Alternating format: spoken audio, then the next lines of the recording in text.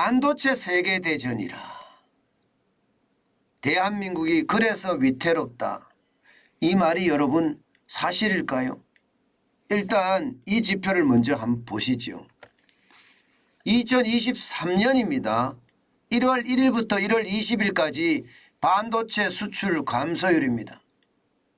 마이너스 34.1%입니다. 진짜 어마어마하죠. 마이너스 34.1%라는 것은요, 반도체가 위기 국면에 접어들었다는 뜻이에요. 전 세계 경제가 나쁘기 때문에 반도체 수출이 줄어든다. 예, 이것도 당연한 이야기입니다. 그런데 더 심각한 것은 34.1%라는 어마어마한 감소율 때문입니다. 이것은 어쩌면 말입니다. 예, 반도체 세계 대전에 참여하고 있는 수많은 나라들 말입니다. 중국이나 미국이나 유럽 제국들 모두가 하나같이 말입니다. 반도체 자금률을 높이려고 해요. 반도체 자체를 안보 차원에서 다루고 있습니다. 그러다 보니까 기술이 쭉쭉쭉쭉 올라가고 있는 거예요. 그러면 한국 반도체에 대한 수요가 그만큼 떨어질 수도 있다는 이야기가 되잖아요. 34.1% 안에는 이런 내용까지 저는 포함이 되어 있다고 봅니다. 세계 경제가 쭉쭉 지금 침체를 거듭해서 반도체 수출이 줄어든다. 이것도 여기에 이야기가 되지만 중요한 것은 기술의 진보, 중국이나 미국이나 유럽의 기술의 진보도 우리에게 영향을 미친다. 이렇게 해석할 수 있는 부분입니다. 여러분, 이게 1월 20일까지잖아요. 1월 한 달 동안 가서 만약에 30%가 넘게 나온다면 진짜 위기로 봐야 될 겁니다. 현재 상태로라면요, 충분히 30%가 줄어드는 폭감하는 그런 사태가 벌어질 가능성 굉장히 높습니다. 여러분 이거 한번 보세요. 2022년 3월에 37.9%도 늘어난 적이 있잖아요. 그러면 줄어드는 것도 말입니다. 2023년 1월 1일에서 1월 20일까지 마이너스 34.1% 이렇게 30% 이하로도 떨어질 수 있다는 사실입니다. 그래서 저는 위기라고 보는 겁니다. 게다가 지금 벌써 이대로 계속 간다면 작년 8월 마이너스 7% 이후에 말입니다. 적어도 6개월간 마이너스 상태를 유지한다는데 심각하게 봐야 되겠죠. 게다가 말입니다. 반도체가 대한민국 수출에서 차지하는 비중이 굉장히 높습니다. 많을 때는 20%를 넘어갈 때도 있습니다. 적을 때는 한 16%까지 떨어질 때도 있지만 말입니다. 평균적으로 보면 20% 내외거든요. 그럼 우리 수출의 5분의 1이 반도체가 담당하고 있는데 5분의 1의 어떤 수출이 제대로 발휘를 못한다 하면 어떻게 되겠습니까? 대한민국이 위태롭다 이 말이 틀린 말이 아니죠. 대한민국 위태로울 수 있습니다. 그만큼 충격적인 숫자라는 뜻입니다. 문제는요, 이렇게 반도체가 수출이 폭감하고 대한민국이 위태롭다는 말이 나오는데도 불구하고 우리는 거기에 대한 대비책을 제대로 마련하지 못하고 있습니다. 여러분들 알다시피 반도체 특별법 반쪽이 났습니다. 반쪽. 사실 반도체 이 산업의 경쟁력을 높이기 위해서 말입니다. 인력을 좀 늘리자. 그리고 근무 시간제도 좀 바꾸자. 공장 부지에 대한 규제도 좀 완화하자. 이렇게 이야기했지만 최종 법안에서는요, 수도권 대학의 반도체 관련 학과 정원 안 된다. 안 된다. 이렇게 이야기를 했고요. 반도체 R&D 인력 주 52시간제 탄력 근로제로 적용을 하다. 안 된다. 화학물질 등록 기준도 완화하고요. 이 반도체 화학물질이 많이 들어가잖아요. 공장 부지 규제 하나도 안 된다. 그러면 뭐예요, 여러분? 반도체 특별법을 왜 만드는 거죠? 왜 만드는 거죠? 아니 뭐 시설 투자 비용 50%를 공제해 준다는 거 이것도 안 된다고요. 최대 20%고요. 실질적으로는 대기업은 10%밖에 안 됩니다. 이게 무슨 반도체 특별법이에요. 완전히 반쪽이 아니라 뭐 누더기도 아니고요. 뭐 생색만 낸 반도체 특별법이라고 얘기할 수가 있죠. 그런데 여러분 전 세계는 지금 어떻게 하고 있을까요? 전 세계는요. 여러분 전 세계는 난리도 아닙니다. 자 보세요. 중국만 하더라도요. 지금 187조를 5년간 투자하겠다는 거예요. 달러로 따져도 1432억 달러입니다. 미국도 마찬가지입니다. 69조를 투자하겠다는 겁니다. 527억 달러를 말입니다. EU도 굉장히 큽니다. EU도 우리 돈으로 59조를 투자하겠대요. 451억 원을요. 일본도 마찬가지입니다. 148억 원 19조를 투자하겠다고 합니다. 인도도 말입니다. 인도. 여러분 인도 아시죠? 인도도 13조 100억 달러를 투자한다고 해요. 대만도 30조예요. 30억 달러. 4조입니다. 도대체 우리는 뭘 하는 거죠? 우리는 이대로 가서 우리 경쟁력이 살아날까요? 시기를 제대로 지금 잘못 판단한 것은 아닌가요? 대기업 특혜는 무슨 얼어 죽을 대기업 특혜입니까? 공산주의 국가 중국에서도 지금 반도체에다가 187조를 쏟아붓는다고 이야기하는데요. 미국도 마찬가지잖아요. 69조를 쏟아붓는데요. 유럽연합도 59조. 그런데 무슨 대기업 특혜니 이게 여러분 이념 논리로 여기다가 지금 몰고 온다는 자체가 우리는 지금 불 속으로 섭을 지고 뛰어드는 격이에요. 스스로 자멸하고 있는 겁니다. 스스로 진짜 자멸하고 있는 거예요. 저는 이게 굉장히 충격적인 수치라고 생각합니다. 굉장히 충격적인 수치.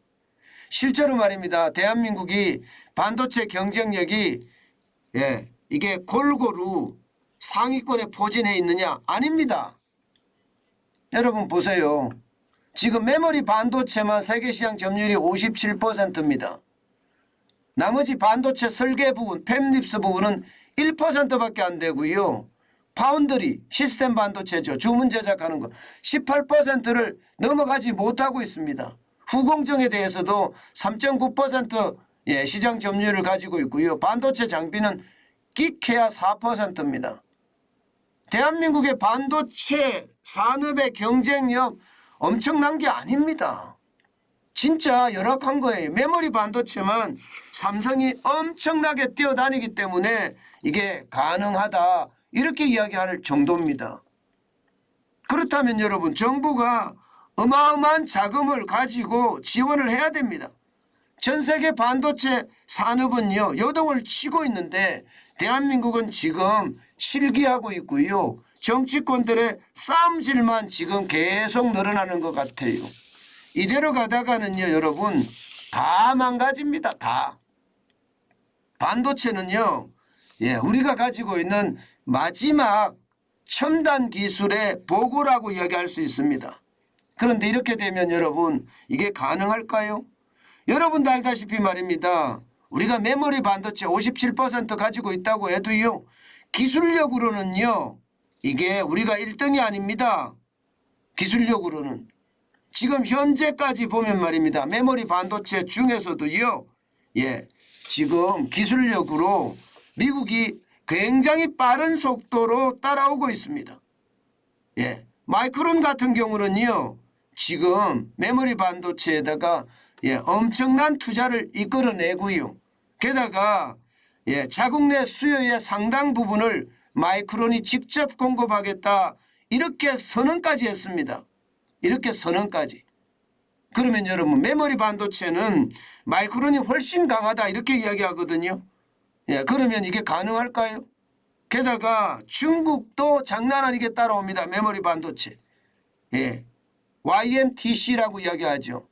YMTC 같은 경우는요. 지금 메모리 반도체 굉장히 빠르게 따라옵니다. 이대로 가면요. 중국제 메모리 반도체 대량 구입도 시간 문제다. 이렇게 이야기합니다. 중국 기업들이 이제 한국 기업에 대량으로 주문하지 않고요. 결국은 말입니다. 중국 기업에 대규모로 지원할 가능성이 굉장히 커졌다는 겁니다. 그만큼 말입니다. 우리의 어떤 반도체 경쟁력 장난 아니에요. 예, 메모리 반도체가 이럴진데 나머지는요 말해서 못하겠습니까? 자칫 잘못하면 생존에서 밀려나는 최악의 상태가 되지 않겠느냐 이런 이야기까지도 지금 공공연히 나돌고 있습니다. 그만큼 말입니다. 우리는요 국가 지도자들이 이게 정신을 못 차렸습니다. 그들은 싸움질만 하느라고 정신이 없고요. 대한민국이 어디로 돌아가든지 별로 관심도 없습니다. 그러다 보니까 대한민국이 이렇게 위태롭게 된다는 사실 참 어떻게 생각하면 안타깝다. 그런 생각이 참 많이 듭니다. 여러분 좀 더 구체적으로 가볼까요? 좀 더 구체적으로 하면 여러분들은 더 놀라실 거예요.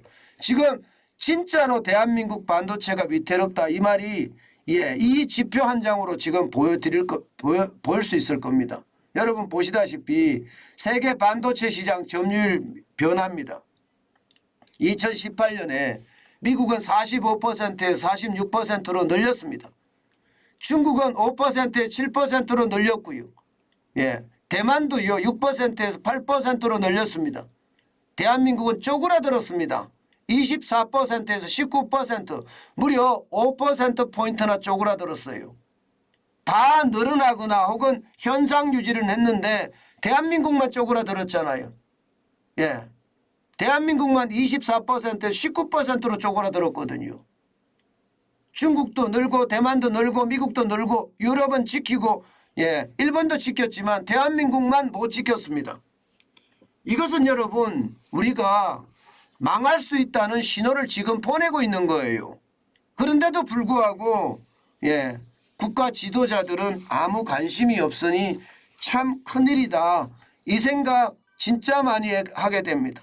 오죽했으면 여러분 오죽했으면 삼성전자가 미국에다 투자하겠습니까? 미국에다. 물론 미국이 반도체 과학법을 통과시켜서 엄청난 혜택 쉽게 말하면 삼성전자 같은 경우는 텍사스 테일러 공장에 170억 달러 투자합니다. 그러면 10억 달러를 세제 혜택을 받습니다. 10억 달러. 어마어마한 투자 혜택을 주죠. 게다가 중국에서 지금 생산한 반도체 미국으로 수출 못한다 이렇게 되니까요. 직접 공장을 만드는 거죠. TSMC도 마찬가지입니다. 애리조나에 공장 2개를 건설하고 있고요. 지금은 400억 달러로까지 확대했습니다. 인텔도 마찬가지입니다. 오하이오나 애리조나에다가 반도체 공장을 만들었어요. 전체 규모가 500억 달러를 투자를 한다고 합니다. 근데 우리는 지금 뭘 하고 있는 거죠? 저는 답답해 죽겠습니다. 이대로 가다가는요. 대한민국의 반도체 이게 죽을 수밖에 없거든요. 저는 여기서 그런 말씀을 꼭 드리고 싶어요. 최소 3가지만이라도 해라. 3가지만이라도. 최소. 대한민국 반도체가 살아남으려면 인력 양성해야 되거든요. 과감하게 정부가 지원해야 됩니다. 이거 지원 안 하면요. 이대로 무너진다. 저는 그렇게 생각합니다. 두 번째는요. 미국과의 어떤 결속력을 굉장히 강화해야 됩니다. 지금처럼 말입니다. 이대로 가다가는 망한다는 거예요. 대만은 굉장히 빠른 속도로 미국에 다가가고 있고요. 일본도 마찬가지입니다. 심지어 치포 동맹이라고 이야기하지만 이 치포에서 우리는 밀려난 느낌이에요. 미국과 대만과 일본은 엄청난 협력을 하는데 대한민국은 그 속에 없다 이런 생각이 들 정도입니다. 그만큼 말입니다. 외교력도 발휘를 해야 된다는 뜻이에요. 그리고 세 번째